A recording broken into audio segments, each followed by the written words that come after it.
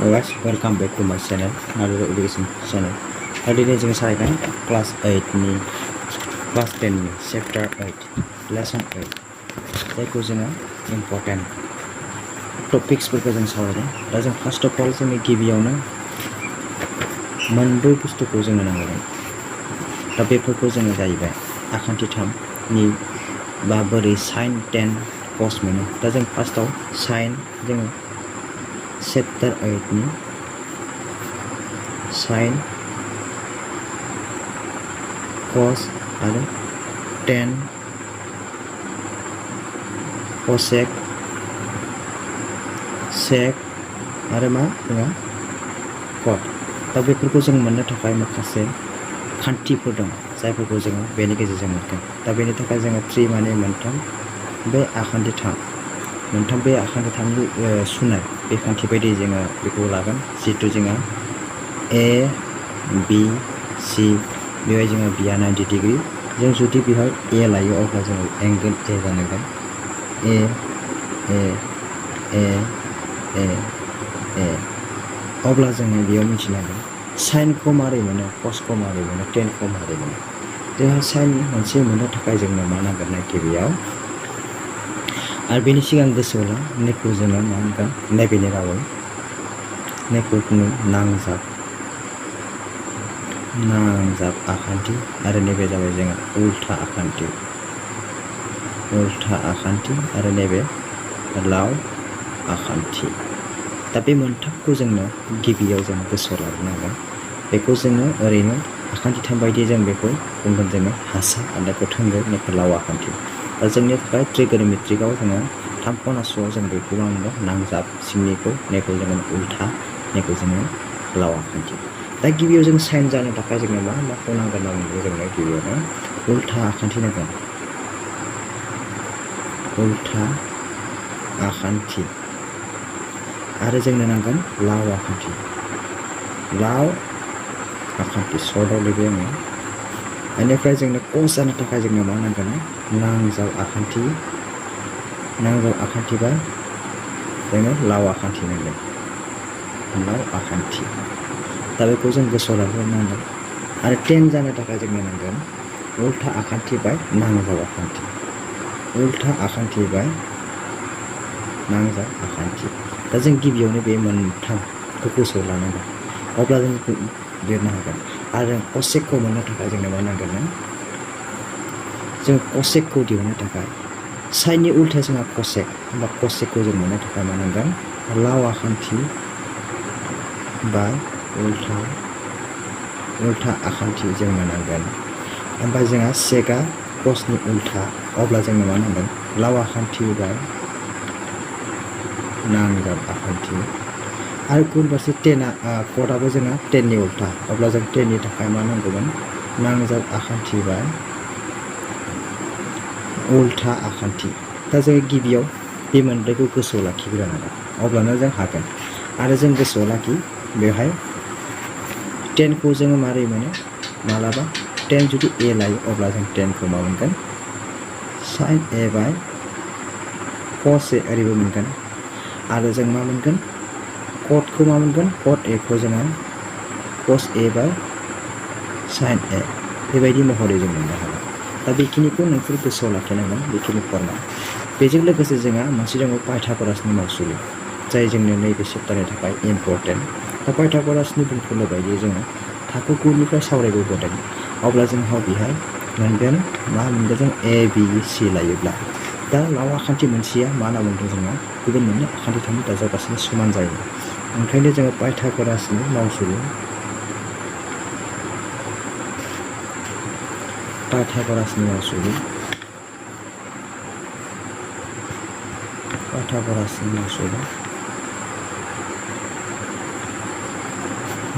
मा नांगौ जोङो AC स्कुवेर नैबे लाव आखान्थि आरो नैबे जोङो मा होनना बुङो बेखौ हासा ओरैनो खिन्थु जों नांजाब नैबेयाव उल्था AC स्कुवेर प्लास AB स्कुवेर प्लास BC स्कुवेर। दा बे फर्मुलाया जोंनि थाखाय इम्परटेन्ट। दा बेखिनि फर्मुलाखौ हाबानो जोङो अट'मेटिकेलि नैबे चेप्टारखौ हागोन होननानै आं सानो। थ' बेखायनो नोंथांमोना नोंसोरो गोसो होना नायनांगोन नायदो।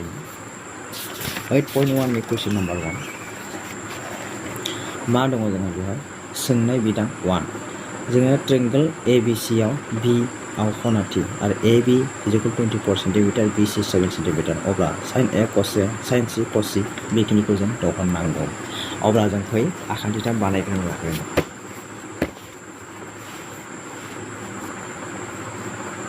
एक्सारसाइज 8.1 अब्ला जोङो 1 नाम्बार नि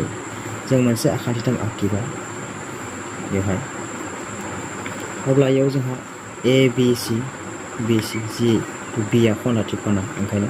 90 डिग्री जागोन बे मानखौ मिथिनांगोन अब्ला होना जोङो AB आ 24 cm आरो BC आ 7 cm गिवन होनाय दङ ट्रेंगल ABC आव B को खनाथि खना होदों ओंखायनो 90 डिग्री आरो एंगल नङा AB = आखान्थिया 24 cm आरो जोंहा BC आखान्थिया 7 cm अब्ला जोंहा नैबे लाव आखान्थिखौ दिहुननांगौ बेखायनो जों मा बाहायनांगोन पाइथागरासनि मावसुलु बाहायनांगोन पाइथागरासनि मावसुलुखौ आं दानिसो सिगाङाव खोन्थाबाय therefore पाइथागरासनि मावसुलु बायदि सर्टआव लिरबाय आं मावसुलु बायदि जों मा लानो हायो AC² = AB² + BC²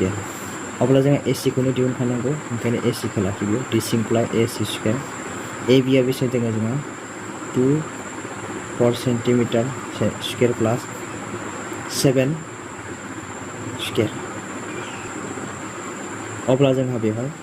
24 नि स्क्वायरआ बेसे 576 आरो 7 नि स्क्वायर जोंहा 49 अब्ला जों बेबायदिखौ दाजाबो 7 5 15 दाजाबो 11 आरो 2 and 625 डिसिम्प्लाय AC² अब्ला जोङो AC² जों AC² नि AC खौ लाबाय लांबाय 625 अब्ला जों मा लिरनो हायो 25 स्क्वायर ओंखायनो बेजों दानबाय बेसेबां 25 ओंखायनो जोङो दिहुननो गोनां AC नि मानखौ बेसेबांखौ 25 होयो अब्ला जों दानिया मा होनदों जोंखौ एंगल A होनांगौ खना नाम्बार 1 आव एंगल sin A नि मानखौ दिहुननांगौ आरो cos A नि मानखौ दिहुननांगौ अब्ला जोङो गिबियावनो sin A नि मानखौ दिहुननोसै sin जानोब्ला जोंनो मा नांगौनो उल्था आखान्थि बाय लाव आखान्थि अब्ला जोंना उल्था आखान्थिया बेसेबां दङ 7 अब्ला जोङो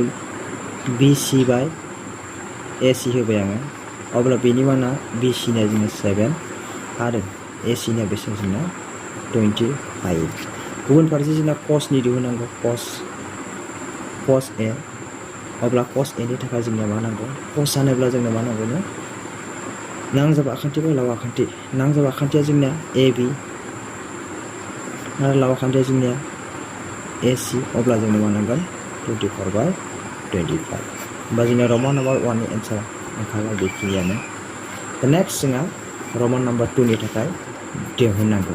अब्ला जोंनिया बे मोनसे डायग्रामखौनो लानो हायो नोंसोरो नैथिं एंगल लानांगोन बेथिं एंगला जागोन अब्ला जोंनो रमान नाम्बार 2 आव जोंनो मा दिहुननो दिहुननाया जोंना बेनो जागोन रमान नाम्बार 2 आव दङ जोंना sin C आरो cos C अब्ला जों गिबियाव sin C खौ दिहुननांगौ नालाय sin C खौ बहायदो sin C जोंना नैबे जोंनिया अब्ला नैबेयाव जागोन जोंनिया नैबे नांजाब जासिगोन नांजाब आरो नैबे लावाखै नैबेखौ लाबाय अब्ला जोंनिया नैबे मा जागोन जोंनिया sin जानो थाखाय जोङो माने उल्था आखान्थि बाय लाव आखान्थि उल्था आखान्थिया जोंनिया नैबे मोनसे जासिगोन दा जोङो बेखौ बोयोबा बेबायदि ओरै बोना लानो हागोन नोंसोर बेबायदि मोनसे बोनो हागोन C B A बेबायदि बोयोबा ओरै बोनांगोन अब्ला जोंनिया AC आ बेसेबां दङ 25 होनाय दंखायो आरो AB आ बेसेबां होनाय दङ जोंना 24 आरो BC आ 7 cm अब्ला जोंनो मा नांगौ sin जानोब्ला जोंहा उल्था आखान्थि बाय लाव आखान्थि उल्था आखान्थिया जोंहा मा जाना दङ 24 आरो लाव आखान्थिया जोंहा 25 अब्ला जोंनो मा नांगोन उल्था आखान्थिया नैबे उल्था आखान्थिया बेनिफ्राय जोंहा उल्था खान्थिया नैबे जायो आरो बेनिफ्रायबा उल्था खान्थिया जोंना नैबे जायो अब्ला जोङो मा खालामनांगोन उल्था खान्थिखौ बहायनांगोन नालाय अब्ला जोङो मा बहायनांगोन नैबेनि बायदिब्ला जोङो AB नङा होमब्ला दा जोङो नैबे बायदिनो ला नैनिफ्राय AB बा मा लागोन जोङो बेनो लानांगोन जोङो नैबे उल्था खान्थि AB आ ओमफ्राय AC आथ' सिङाव थाखाय AC ओंखायनो बेसिम AB आव जोंहा बेसिम दङ होनाय दङ जोंहा AB आव 24 आरो AC आव होनाय दङ जोंहा 25 आरो गुबुन फारसे cos C अब्ला जोंहा cos जानो थाखाय जोंनो मा नांगौ नांजाब आखान्थि बाय उल्था आखान्थि अब्ला जोंनिया नांजाब आखान्थि बबाव फैगोन नैखौ 7आव जोंनिया BC बा जोंनिया नैबे नांजाब आखान्थिया जोंनिया बबाव जागोन नैबेथिं जाहैबाय जोंना BC बेथिं जाहैबाय ओमफ्राय जोंनो मा नांगोन लाव आखान्थि AC जेब्लायबो अब्ला एन्सारा मा जागोन जोंना BC आ जोंना 7 आरो 25 दा जोंनिया 1 नाम्बारनि कुइसना बेखिनियावनो जोब्बाय नेक्स्ट कुइसन नाम्बार 2 आव दं जोंहा सावगारि 8.13 आव दिहुन 10p माइनास कट R दा जोंनो नैबे सावगारिखौ होदों दा बेनिफ्राय जोङो दिहुननांगौ अब्ला गिबियाव जोङो सावगारिखौ आखिनानै मा होनाय दङ लिरना लाग्रोदो अब्ला जों सावगारिखौ बे 12 आरो बे 13 सावगारिखौ एखबाय अब्ला जोंनो मा होनाय दङ जों आखिनांसिगोन बेवहाय जोंनो मोनसे नांगौ जोंहा P खौ होनाय दङ किवार्डखौ दिहुननांगौ बा ट्रेंगोल PQR आव गिभेन होनना होनाय दङ नागोन दङ गिभेन PQR आव जोंहा मा होनो PR = 13 सेन्टिमिटार आरो PQ = बेसेबां 12 सेन्टिमिटार अब्ला जों मा दिहुननांगोन दा QR = what ओंखायनो जोङो पाइथागरासनि मावसुलु बाहायनानै therefore पाइथागरासनि मावसुलु बाहायनानै जों मा होननो हागोन जोङो PR आ बेयाव जोङो लाव आखान्थि PR स्केयार जों मोननो हायो PQ स्केयार आरो जों मोनो प्लास QR स्केयार अब्ला जोंहा PR निया जोंहा बेसेबां माना PR निया 13 स्केयार आरो जोङो 12 स्केयार आरो जोङो QR खौ दिहुननांगौ अब्ला जों जायगाखौ रटेसन खालामना लानो हायो बा खालामाबाबो जायो अब्ला जोंहा बेसेबां जायो बियो 169 = 144 प्लास QR स्केयार अब्ला बेनिफ्राय जोङो मा खालामो बेखौ सिम्पल 169 निफ्राय 144 = QR स्केयार अब्ला दानख'बा 9 निफ्राय 4 थांबा 5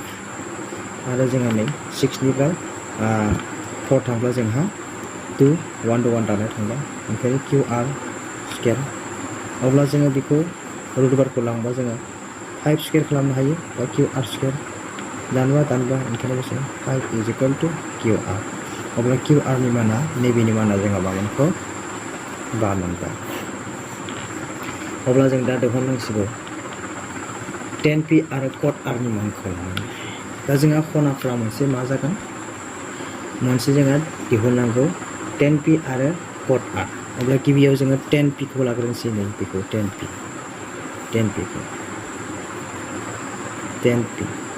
दा जोंहा 10 जानो थाखाय जोंनो मा नांगौ गिबियाव बेखौ जों नांग्रोसिगोन